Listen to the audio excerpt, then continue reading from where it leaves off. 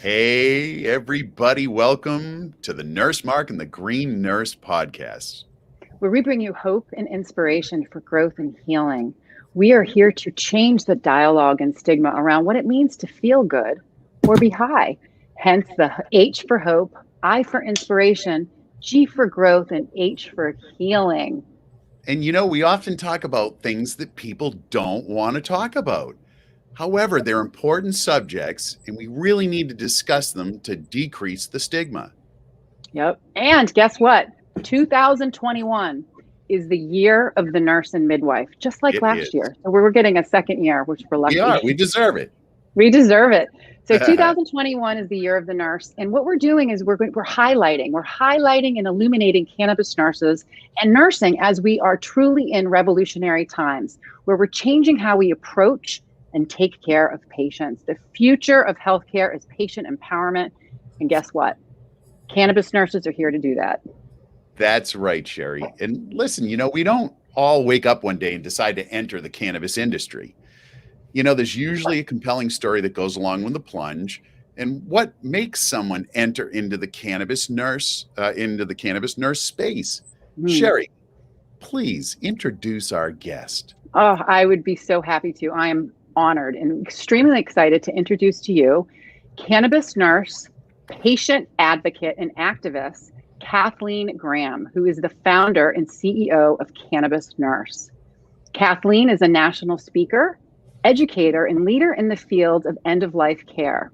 Kathleen is also the first nurse to receive the American for Safe Access Medical Professional of the Year award in 2019. That's friggin' awesome. Thank you so much. I know. So Nurse Kathleen has cared for many patients whose life journey was positively affected by cannabis. She's taken their cause to a state and national level and is an effective advocate for patients' rights. She's a part of Leaf Medic and promotes and provides education and training for Michigan's cannabis industry. Leaf Medic has been approved by the State of Michigan Department of Licensing and Regulatory Affairs as a licensed proprietary school and is licensed to provide introductory training for provisioning center employees in the state of Michigan. What I love too, Kathleen, you're such a badass. Kathleen has testified on numerous healthcare issues before committees of the Michigan House and State Senate. Being on the front lines of medical cannabis in Michigan gives her company, Cannabis Nurse, an edge when it comes to serving the communities that she is working in. Welcome, Kathleen. Thank you so much. It's wonderful to be here. Thank you for having me. So good to see you. Yeah. What's your story? So here it is. We always, when we talk about this, we don't wake up one day and say we're going to be cannabis nurses. There's usually a compelling story. There's a back end. Always, because I never thought I would be here today. So what is your story? How and why did you enter into the cannabis space, and what propelled you? That is a great question. And what happened is our state law changed in 2008, and that was about the time that I became a hospice case manager. And so as I was working as a nurse, taking care of people at the end of their life, I started noticing that people started coming in using cannabis. And then they would ask, could our doctor do the recertification? And then as a nurse, I became curious, why are they using it? How are they using it? How does it interact with the medications that we're giving them? And what I noticed were that people that were using cannabis were not requiring as much medication from us. They were also living longer on our services. And so I started bringing this attention to the team, indicating that we as nurses should be prepared to educate the people that have questions about it, and that we should find some way to chart about it. If somebody is using this for pain management, that's a significant thing in hospice. I mean, we're pain management specialists, and to not chart about it would be negligence on our part. At the same time, there was a lot of controversy going around about that bill, and a lot of people wanting to open retail stores that they decided were not in that legality of that bill. And so there were a lot of people being raided and shut down. And so they were developing new bills.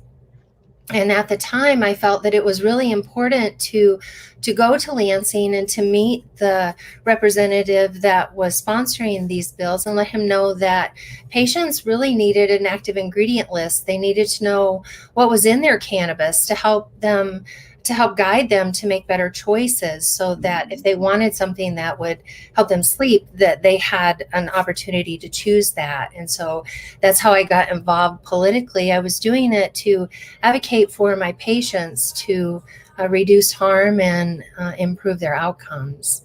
Wow. So that's kind of how I got into it. Well, the part that I love too is that, you've done end of life care. It was a hospice nurse for 5 years. And it's just amazing that, when you just commented about how if you know patients that are using it or consuming it, that you're supposed to write it down. And I remember being a hospice nurse going into a patient's home that was actively dying. And this was years ago, before it was legal medically. And they were using cannabis. And I just turned my head. I was just like, it's very interesting, how I approached it, because I could see the suffering was being relieved. You know what I mean? And so they were choosing a plant over pills. And he had this big giant box of, that end of life box that has the morphine and the Ativan and all of the other, tinctures, drops, sublinguals in there. And he was choosing something different. So it was really, I understand the whole stigma and the whole regulatory piece of it, but it's so hard when you are working with a patient that is at the end of life and you can see that they're getting that relief. What do you do? Right? Exactly. Yeah. So as a registered nurse, you've had many years with end of life healthcare. So how do you feel cannabis could help the most in that area? I think what I saw is that it helped manage multiple symptoms that came with the end of life. The one gentleman that really got me into it, he couldn't smoke. And so it was me as a nurse trying to find ways to help him. And that's when I learned from Dr. Jeff Raber how to make tea out of it. And so I educated him on how to make tea. And so that tea decreased his anxiety. It decreased his shortness of breath. So it made it where he could breathe easier. And it increased his appetite, all where he didn't have to smoke. And he said it didn't make him high because he used it in the tea form. So, but I will say that when we talk about being high, I want to say that it did make him happy. It made him feel good. It didn't make him slip over into dysphoria, where he felt adverse reactions to consuming it. He felt good. Felt good. He had that hope. He had that inspiration. Yeah. And he was. That cannabis. And there's the cat. Hi, cat. And there's the cat. Hello. Yeah. Hello, little white one. Love it when the cats stop by. They're always I know. curious. I know. They've got an endocannabinoid system too. You sure do. Absolutely. So I've got a question. I always love to hear what the answer is from you, because we talk to people from around the country, and it's always interesting to find out, have you noticed a shift yet in the traditional medical community on the local level to be more accepting as, cannabis as a medicine? I have. I would say when our new law under the recreational law, what we call our MMFLA Act, took place in 2016.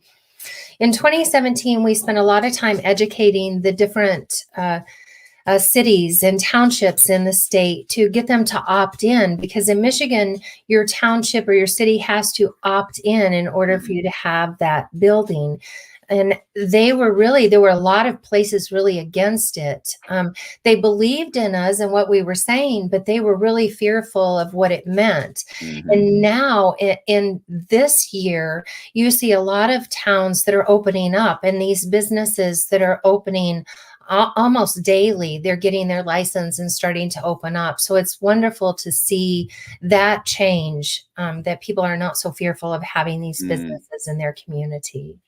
Right. Yeah, we had similar issues in Massachusetts where communities were allowed to set their own pricing for the permit to open in the town. What we found is that, it was prohibitive, and they were really fleecing these licensed providers. and it was still an issue. And actually, there was one city mayor who went to jail because he was, he was really taking advantage of this situation. Yes, Yeah. it's interesting to see that, it's what each state has for issues as it rolls out, right? Yeah. Well, while we're on states, you live in Michigan. So what Mhm. are the laws in Michigan right now? They are quite strict. I like the one specifically about education. We do have a minimal law, but it's there. It's required that you have to provide a training and education to your point of sale staff and to your consumers. And so that is kind of a little niche that we fill. I fill the patient education, and we also do training as our licensed school. Right. So basically, when did Michigan become legal? What's the history behind that? That our legality happened in 2008 when we had the patient caregiver law happen.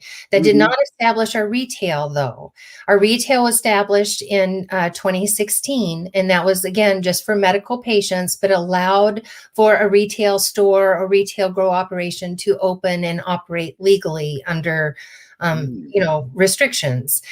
In 2018 is when we went full legal adult recreational, that if you are 21 years of age or older, excuse me, that you can go into a legal retail store and purchase legal lab tested labeled cannabis.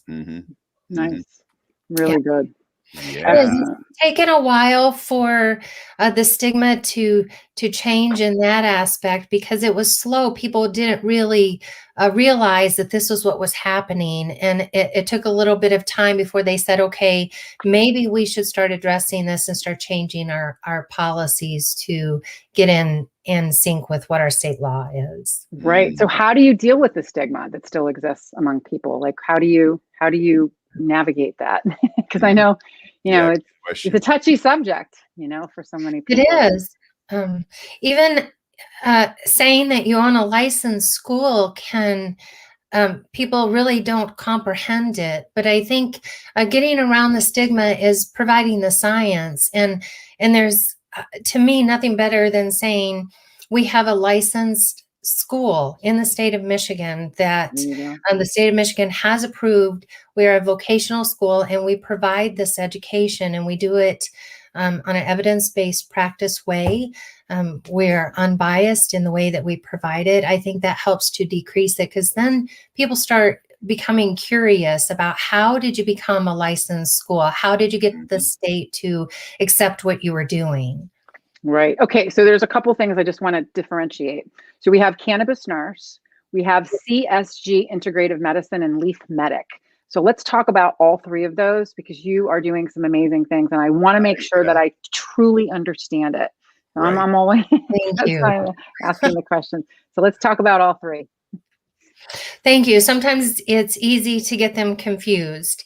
So I, like I said, back in the day when I started getting involved in this, it was 2011 when we looked at domains and saw the cannabisnurse.com domain and those similar names available. And so we bought them, not really realizing what I was going to do with them. And outside of my journey of politically advocating, I went to National Institute of Health and spent 2 days there at their marijuana summit. I learned, it was the first time in my life I learned about the endocannabinoid system, where it hurt my brain. I learned directly from the researchers themselves. It was absolutely amazing. And I also had the honor of attending MJ for MDs, their 3-day conference. I attended it twice. They also have the researchers present to you. And I thought somebody should bring this information back in a way that we understand it. And so that's when I decided to launch cannabisnurse.com. And underneath that umbrella, we do a continuing education credits for nurses. So I develop the classes and we get them approved so that those credits are good in all 50 states, and that the nurse can use the certificate to renew their license. We also found that it was really hard to market and advertise that name.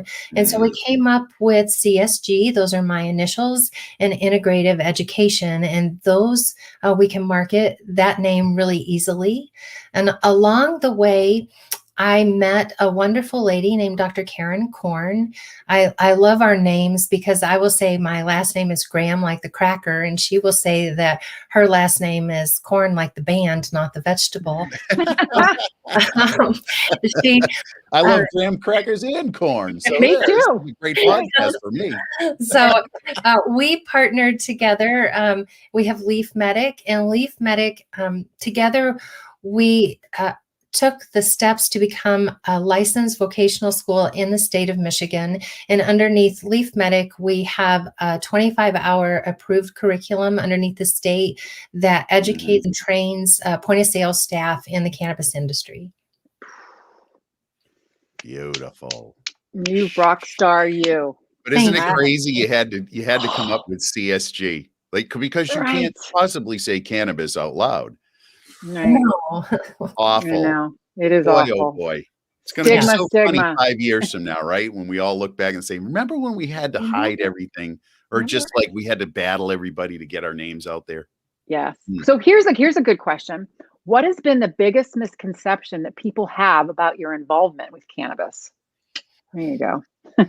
Yeah. That it's not real, that I'm just playing around. I think that they don't seriously take that cannabis is a medicine, that it can help, that it also does have some warnings and side effects that we need to be aware of. I think that's the biggest misconception. Yeah. And that's the other thing too. I'll tell you the misconception. I'll just quickly share my story with my mother. So when I first started using cannabis, my mother wasn't happy. Hi, Mom, I love you. And she blocked me on Facebook and wrote me out of her will for a little while. So it was interesting. It literally had to do with, she thought that in using cannabis, you were high all the time. So the biggest misconception that I think a lot of people have is that you need to be high in order to get the benefits of cannabis. And that simply is not true. Right. Not true at all. There's multiple ways of using it, multiple ways of medicating. It acts as medicine in our body. And I truly believe it's about intention. You know, you can use it medically, you can use it in adult use form, or you can use it irresponsibly. And it has to do with your intention when you go to consume, and also the education around your body, knowing how this plant is going to interact. So that's been my misconception. And so my mother, when she first started using cannabis, she ended up coming out of the cannabis closet at the end of 2018. And the biggest thing that she said just struck me so powerful, and why I focused on this. She goes, I feel good and I'm not high. And I said, okay, what does it mean to feel good and not be high? And her response was, well, I feel a little bit more comfortable in my skin. The pain has become a little bit less. I'm sleeping a little bit better. I'm not so grumpy. I'm giggling a little bit more. And I'm not so depressed about all my medical problems. And I go, but are you high? And she goes, no, I feel good. Thank you, Mom. So that was right. So exactly. It's just that's the biggest misconception that people have, you know, my life, is that they have to be high in order to get the medicinal effect. And that's just not true. Right. Good story, Sherri. Good story. Well, any more compelling stories? How about you, Kathleen? Do you have a compelling story that you'd love to share about a patient experience that you've had? I think I shared one of them, but I really like that story because he's the one that got me started in all of it. And I think what happened is it was at the beginning of when we had our stores, and they weren't really licensed and legal yet. They were just caregivers that were opening retail stores. And he really liked this hard candy called Pineapple Express. And what he had a problem with was when he went back to the store to get the same candy called Pineapple Express, it didn't have the same effects, or it wouldn't taste the same. So I thought his journey was really interesting because it took me to a place where I got to explore what are the different methods of consumption? How can you consume this product in a way that gets you the results that you want? In addition, he had a tube feeding. So we had to work around a lot of things. And I really enjoyed seeing his journey, because we had him on hospice service with a little over 2 years and 4 months to be exact, which was unheard of. Right. But by the time, he came to us with tube feeding and end stage emphysema. And by the time, we could definitely show decline through the whole time. But in this journey, he got to where he was eating food because of the cannabis that he was consuming, when his son ended up becoming a caregiver to keep the cannabis more consistent for him, and to be able to have that freedom to make it into what they wanted to do. And watching that journey of helping and guide him to be able to learn how do you make the flower into something you can consume if you can't smoke it, and if you have a tube feeding, which limits your ability to consume brownies or cookies or something like that. So, which we shouldn't be eating anyways. All the sugar. But his whole journey opened me up to learning everything that I learned about cannabis, and set me on this road. And to be able to witness his journey I felt that the cannabis extended his life. I witnessed it decrease his symptoms. I watched him stay on the same little bitty dose of Roxanol and Ativan for extended months of time, where all the other patients, I was increasing them a lot sooner than that, to say the least. So his journey to me impacted my journey, my life journey. So yeah, that's beautiful. So I don't want to miss a really important point in this story, and it's related, but it's not cannabis related, and that has to do with hospice, because we're 3 hospice nurses, right? And the average stay in hospice is less than a week. At least it was in the hospice that I was working with at one point in the past. And yet you said this gentleman lasted 2 years and 4 months, to be exact. So, people need to know that the hospice benefit, like the government pays for the benefit, right? In 6-month increments. Yep. It can be renewed and renewed, and you can keep going as long as you need to. But I always like to mention that, because people hold off until the last final days to get this amazing benefit, which you were able to help this gentleman for 2 years, right? Yeah. It's interesting. And in my experience of doing hospice too, is the sooner they get on hospice, the longer they live. And think about the reason why. So when you transition from traditional to palliative to hospice, what are you essentially doing? You're giving patients the choice to choose how they want to live the rest of their life, right? Yeah. It's really, really powerful. And it's just a whole different way of working things. I've had patients graduate from hospice, which means they didn't die. Right? I love graduating people. Yeah. It's a wonderful experience. Because they got the focused care that they needed to get to that point, right? Yes. It's so important to really spread that word. And we have a question up on the post, Sherri, from Laura Wade. Hey, Laura. Do you assist community colleges for nursing students? Oh, I can't wait until we can do that. How about you, Cannabis Nurse Kathleen? We have tried, but we have yet to break that. Right now, we do have I believe it's University of Northwestern Michigan. I'm not quite sure, but we have 2 colleges in our state that offer some type of cannabis education. One of them, I believe, is geared towards agricultural and laboratory. And the other one is University of Michigan. They do a 420 science class. They don't offer credit for it, but it's a basic kind of introduction to the business world of cannabis. Yeah, what we're noticing too is that there are a lot of colleges that are actually having guest speakers. So clinical cannabis nurses come in to guest speak. So in 2018, myself and a couple of my other cannabis nurse colleagues, we actually taught a 3-hour class to the advanced nurse practitioner class at Boston College, which is really cool. So hopefully more and more people are going to start, especially with the National Council of State Boards of Nursing. Hello. 2018. They published. That's right. Yes, nurses must have 6 essential areas of knowledge when it comes to cannabis as medicine. So if Mhm. you're out there and you're a nurse, it's time for you to get on the bus. That's right. Yeah, Yes. it's going to end up in the nursing curriculum Yeah, it sooner will. than Yes. later, which is I where it love should be. that. I do too. Me too. So, Absolutely. It should And be. so what? it may be that it enters the nursing curriculum before it enters the medical schools, because for the medical schools to add it to their curriculum, it means a wholesale change, right? Or they'll do it at accreditation, which is years in between Right, accreditation. right. So And I think nursing, as nurses, we know, nurses are we're on the the forefront on this. Yes. most trusted profession. We're the game changers, the change agents. We're leading the parade. I'm truly about how to incorporate plant medicine into our lives to bridge the Yes. gap from what we're not getting from traditional medicine. So, Mhm. Kathleen, what do you think nurses specifically bring to the specialty of cannabis? Education, because that's what we do best. It We is. educate our patients. We help guide them, and so they make more informed decisions about their health care. And I believe that. I wanted to follow up on what we were just talking about, though, on our governor, though we are lucky to have Governor Whitmer in the fact that she would like our medical professionals to become educated about this.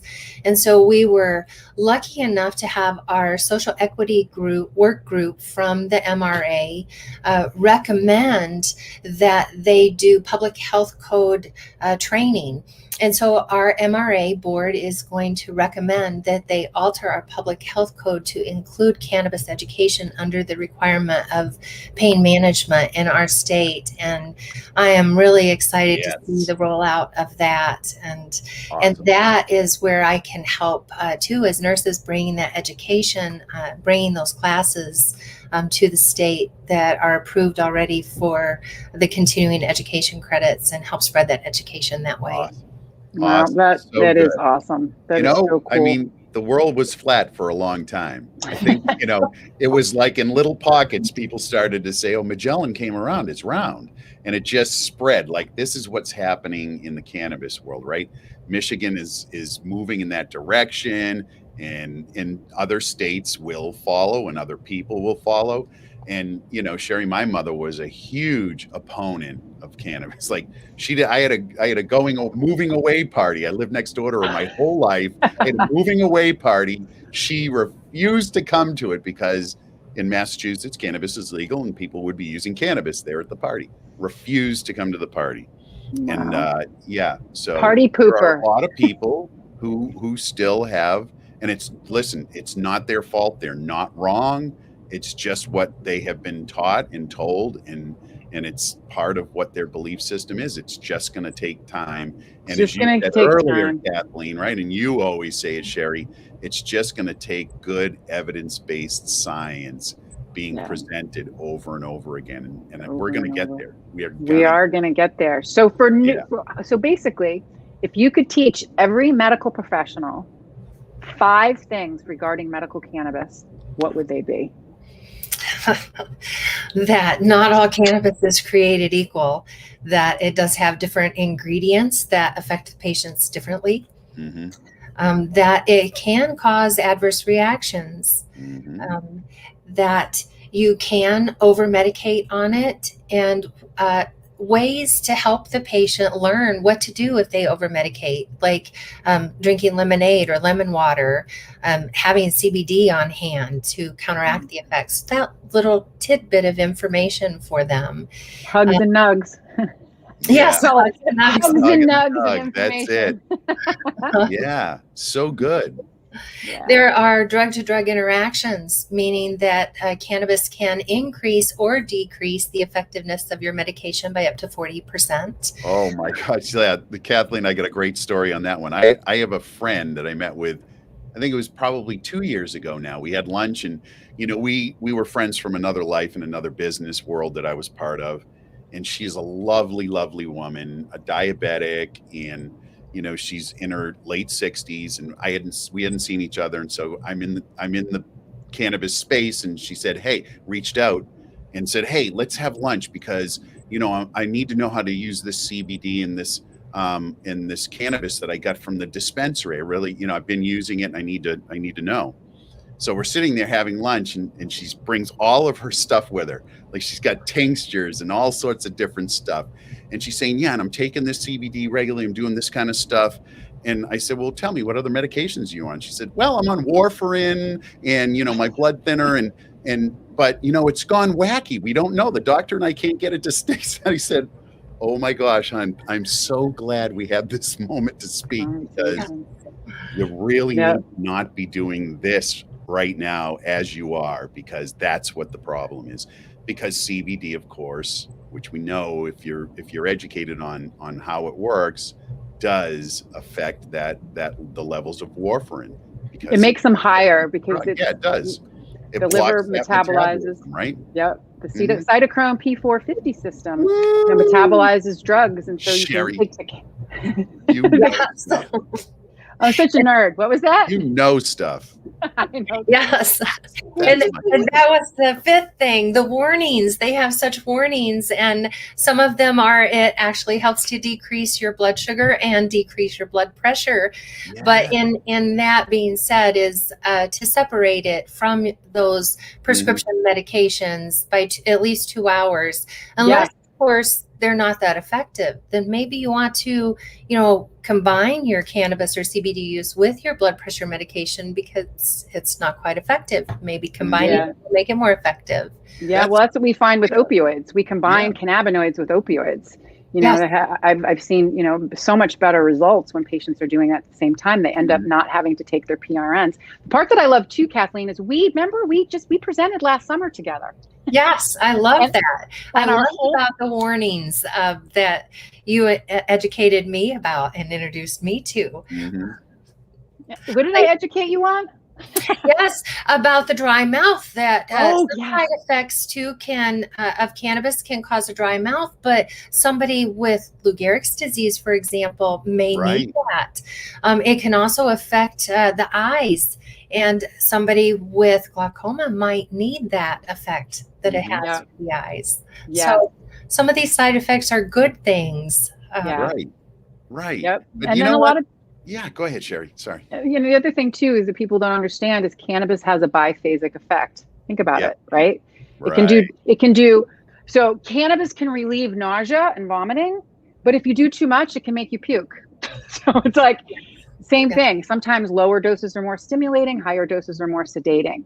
Right. So it's really, really about investigating, doing some research, starting low, going slow, getting educated. Educate to medicate. Is my man Joe out there? Joe. He was there earlier. He was there earlier. Yes. Educate to medicate. That's the hashtag. I love it. Yeah. I love that. Yeah. So pharmaceutical presentation, that was great. Cannabis Nurses Network, we want to give you a big plug and a big hug and a nug of gratitude for having us on to be able to educate on this very important subject.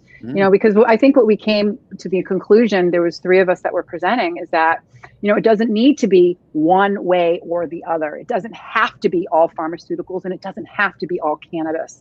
And how we truly see is it integrating together. Cannabinoids bridge the gap from what you're not getting to traditional medicine. It's another tool in the toolbox. And how and what's the safe way of using it, and how we can approach our patients and educate them in the most empowering way. Boom.